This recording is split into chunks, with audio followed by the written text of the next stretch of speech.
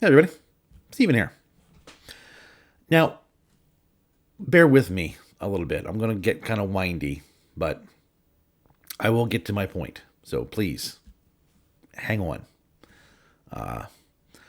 If you've seen the news or watched any YouTube videos lately, you know there is a certain company with a certain brand. We'll call them Bud Light. They decided that they were going to take their core customer base and completely push them away. One of their marketing VPs said that the core of their customer base were fratty and out of touch. And that's not who she wanted to be drinking Bud Light. So they got themselves a very polarizing spokesperson to promote their brand. How'd that go for them?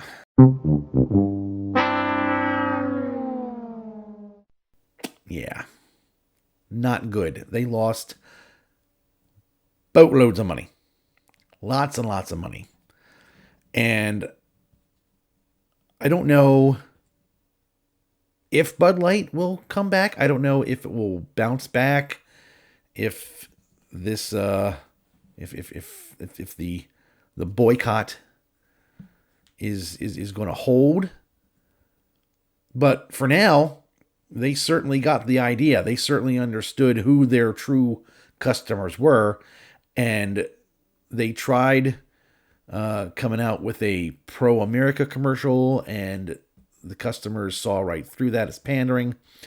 They came out with an apology. That was pandering. The customers know when they're being pandered to. The customers know when companies are just trying to push them off.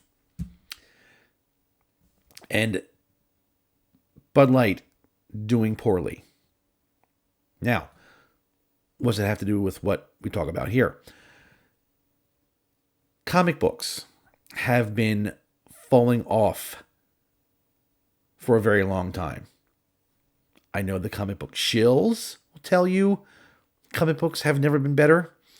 The comic book speculators, they want you to think comic books are doing great because they want to make their money. But in all reality, comic books are doing poorly. There are more comic book shops opening up that they don't sell new comics. All they're selling are back issues. My local comic book store only sells back issues. And I talked to them and I asked if they were ever going to sell new stuff, and the guy who runs my local comic book shop, he said he wasn't really getting a whole lot of response to new stuff. If he thought maybe he might get a couple titles in, but it didn't look like he was going to be doing it anytime soon. So nobody wants the new stuff. As a matter of fact, Marvel, I know Marvel's doing it. I don't know about DC. I knew Marvel was putting out reprints of older issues.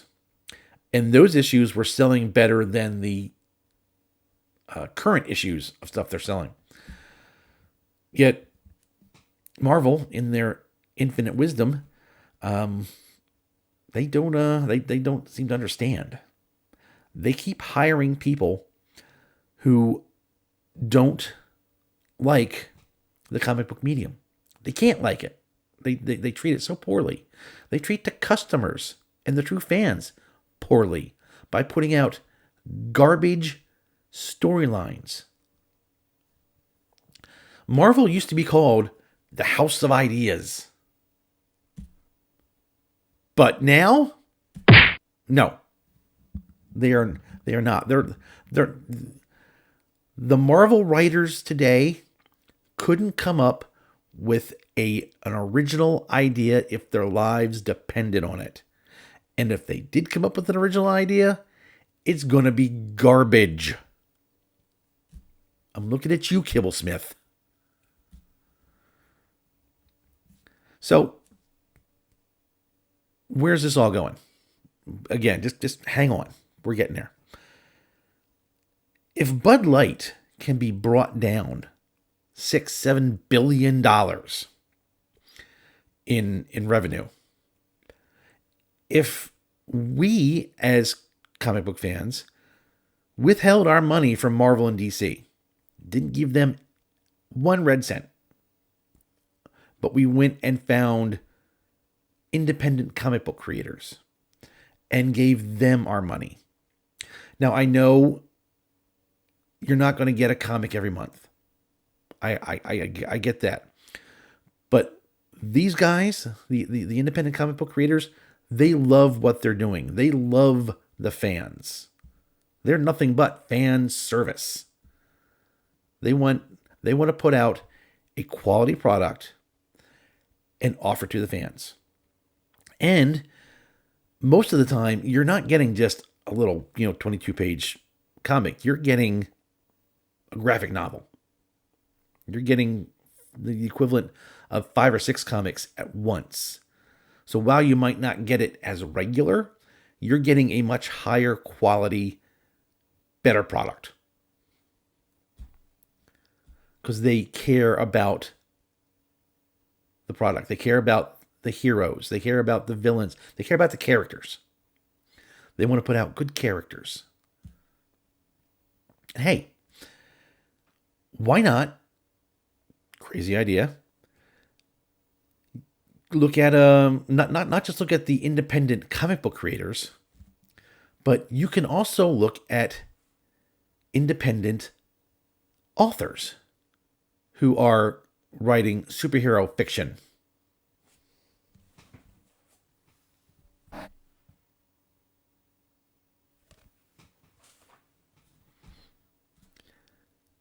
Characters are just as good. Villains are just as good. Stories are great. You get a deep dive into the psyche of the heroes and villains, the side characters. I call my books ungraphic novels because, well, they're superhero stories. They just don't have pictures. You have to provide those. So it's an ungraphic novel.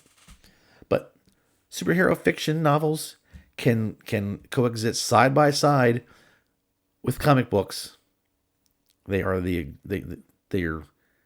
same but different. And I think if we started promoting the independent comic book creators, the independent writers who want to put out good stories, who want to put out the stories fans love,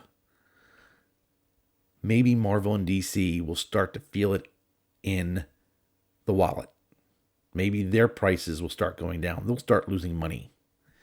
But it's not going to happen unless we do something about it. Now, if you want to keep buying your comic books, fine. I'm not telling anybody you can't buy comic books.